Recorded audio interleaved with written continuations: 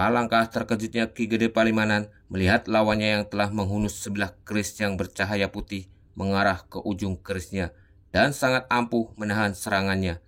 Ketika Surakaca mengarahkan ujung keris ke arah dada Ki Gede Palimanan yang menjadi undur-unduran melihatnya, Surakaca pun akhirnya terlepas dari bekukan Ki Gede Palimanan. Assalamualaikum warahmatullahi wabarakatuh. Selamat datang di channel Kang Edot, sebuah channel yang menggali tentang budaya dan sejarah sebuah daerah. Pada episode kali ini saya akan mengungkap sebuah cerita di balik nama Desa Suranenggala yang ada di Kecamatan Suranenggala, Kabupaten Cirebon. Sebelum lanjut, silahkan bagi teman-teman yang baru menemukan channel Kang Edot, saya ucapkan selamat datang dan selamat bergabung.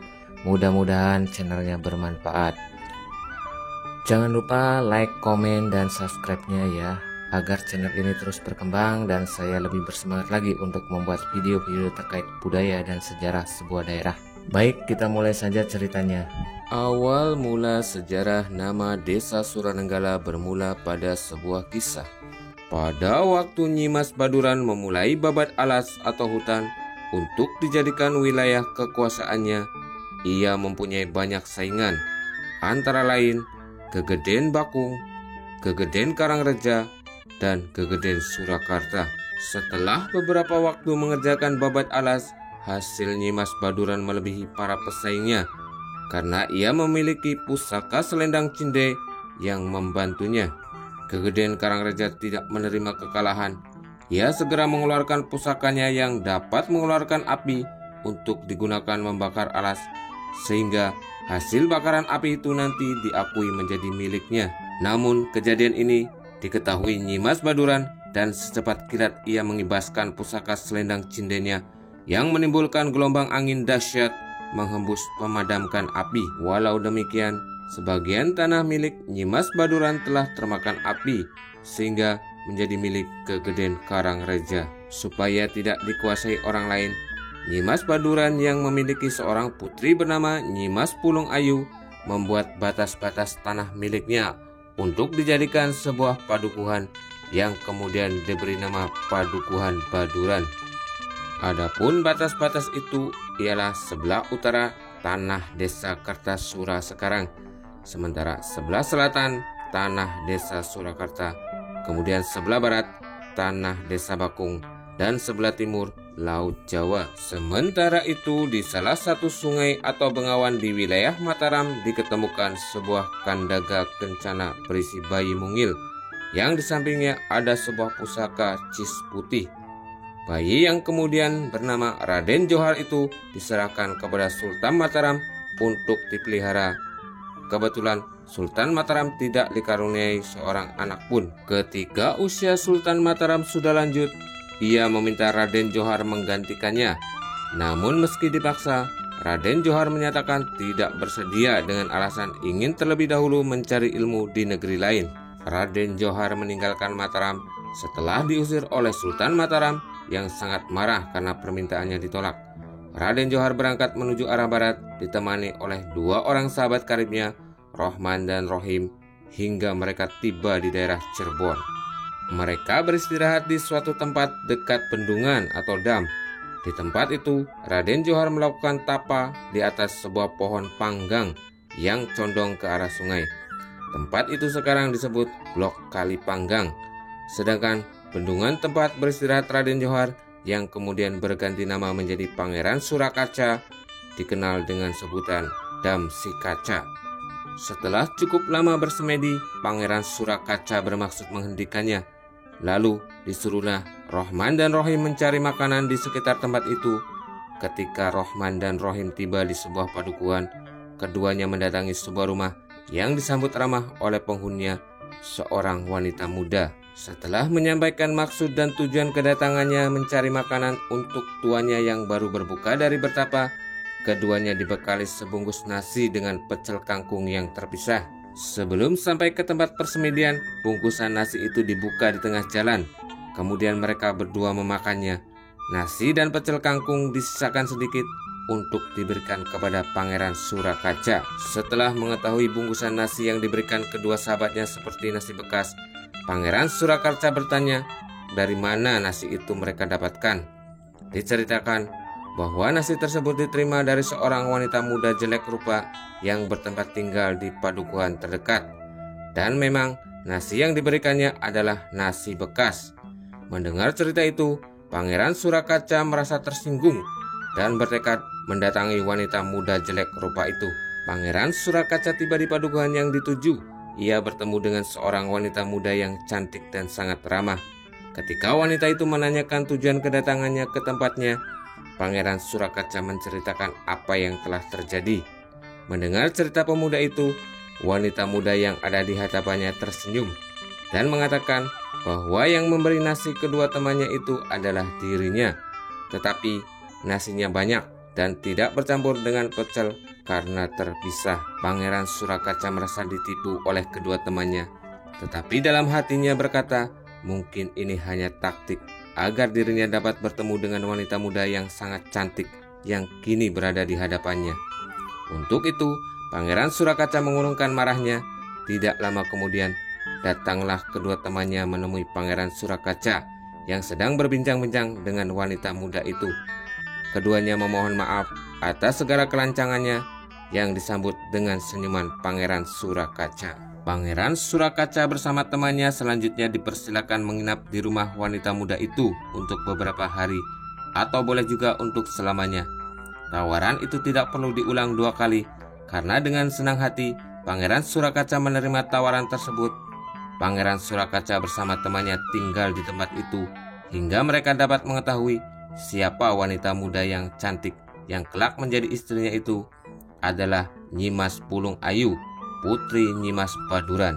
Pada suatu hari, Sunan Kalijaga datang ke tempat Nyimas Baduran untuk menjelaskan bahwa di Cirebon sedang menghadapi pemberontakan yang dipimpin oleh Ki Gede Palimanan, orang yang tidak mau menerima ajaran Islam. Selanjutnya dikeluarkan maklumat bahwa barang siapa dapat menangkap atau menundukkan Ki Gede Palimanan sehingga tidak lagi terjadi kekacauan di masyarakat, akan diberikan kedudukan yang layak. Obrolan kedua tokoh Cirebon itu didengar oleh Surakaca yang sedang bersenda gurau dengan istrinya Nyimas Pulung Ayu di ruangan lain. Ketika Sunan Kalijaga berpamitan pulang ke Cirebon, Surakaca dan istrinya turut bersalaman. Melihat Surakaca, Sunan Kalijaga bertanya kepada Nyimas Baduran, siapa pemuda yang baru dilihatnya itu? Nyimas Baduran menjelaskan bahwa pemuda itu adalah menantunya yang bernama Surakaca. Sunan Kalijaga memuji ketampanan Surakaca dan memastikan bahwa ia seorang petapa dan bisa membantu pekerjaan Nyimas Baduran. Surakaca seakan mendapat kesempatan. Ia menyampaikan keinginannya untuk diperkenankan dalam tugas itu dan kesediaannya mewakili Pancen. Sunan Kalijaga memandangi Surakaca dan mengatakan boleh mewakili Nyimas Baduran jika ibunya mengizinkan. Nyimas Baduran sangat yakin akan kemampuan menantunya hingga ia menyetujui semua kemauan Surakaca untuk menggantikan gilirannya mendapatkan Pancen berjaga di Cirebon, sambil memberi semangat karena sesungguhnya tugas di Cirebon itu cukup berat. Selanjutnya, Nyimas Baduran menasehati agar secepatnya Surakaca mengundurkan Ki Gede Palimanan sehingga nantinya akan mendapatkan suatu kedudukan yang baik di Cirebon sebagaimana dikatakan Sunan Kalijaga.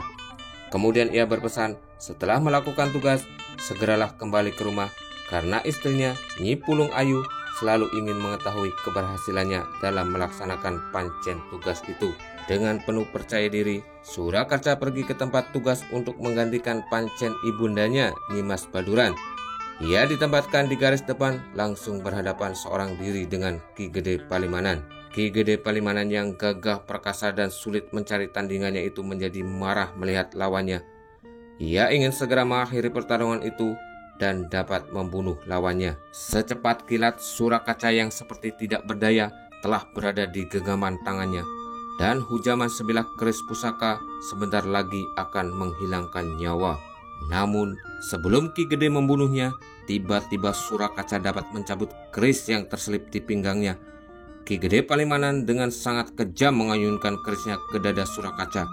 Namun sungguh aneh, keris di tangannya itu tertahan dan tidak bisa dihujamkan walaupun dipaksakan dengan seluruh kekuatan yang dimilikinya. Alangkah terkejutnya Ki Gede Palimanan melihat lawannya yang telah menghunus sebelah keris yang bercahaya putih mengarah ke ujung kerisnya dan sangat ampuh menahan serangannya. Ketika Surakaca mengarahkan ujung keris ke arah dada Ki Gede Palimanan yang menjadi undur-unduran melihatnya, Surakaca pun akhirnya terlepas dari bekukan Ki Gede Palimanan. Ki Gede Palimanan berkata dalam hatinya, "Kurang ajar bajingan tengik, keris berkilat putih, Brajaduta, Brajaduta." Keris yang dipegang tangannya segera ia lemparkan karena keris yang dibawanya ternyata bukan keris pusaka Brajaduta yang berkilat putih. Ia teringat keris pusaka Brajaduta telah dibuang bersama cucunya yang baru dilahirkan beberapa waktu silam. Sejenak Ki Gede Palimanan mengingat-ingat kejadian beberapa waktu ke belakang dan menghiraukan ancaman lawannya. Kemudian dengan kekuatannya ia mampu menghentikan serangan lawannya dan berkata, "Hai pemuda, tunggu." Surakaca terpaku di tempatnya. "Sebelum aku meneruskan membunuhmu, sebutkan dulu siapa namamu supaya aku tidak menyalahi hukum seorang satria."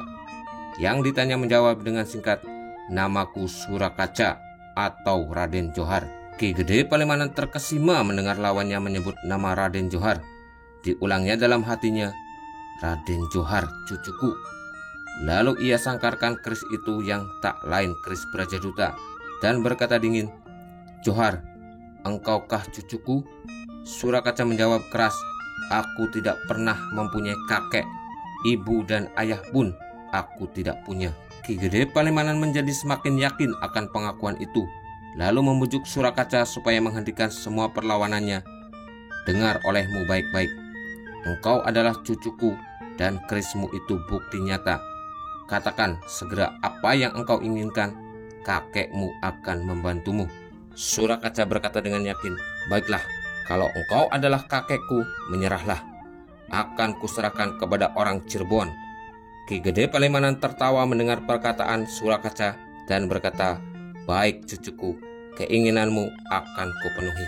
Di tengah-tengah orang banyak, Ki Gede Palimanan berpura-pura menghadapi Surakaca. Menyerang dengan keris terhunus di tangannya, Ki Gede Palimanan menjerit dengan suara keras yang terdengar ke seluruh penjuru, dan setelah itu menghilang dari pandangan orang yang menyaksikannya. Keraton segera mengumumkan bahwa Surakaca berhasil mengundurkan Ki Gede Palimanan. Atas jasanya, Surakaca mendapatkan penghargaan dari Sunan Gunung Jati berupa kedudukan menjadi patih dengan nama Patih Waringin, berkedudukan di Suranenggala. Sura berarti berani, Nenggala berarti alat perang sejenis keris. Demikianlah cerita di balik nama Desa Suranenggala versi Dinas Kebudayaan dan Pariwisata Kabupaten Cirebon. Barangkali ada cerita versi lain dari sumber yang berbeda, silahkan komen aja di bawah ya. Wassalamualaikum warahmatullahi wabarakatuh.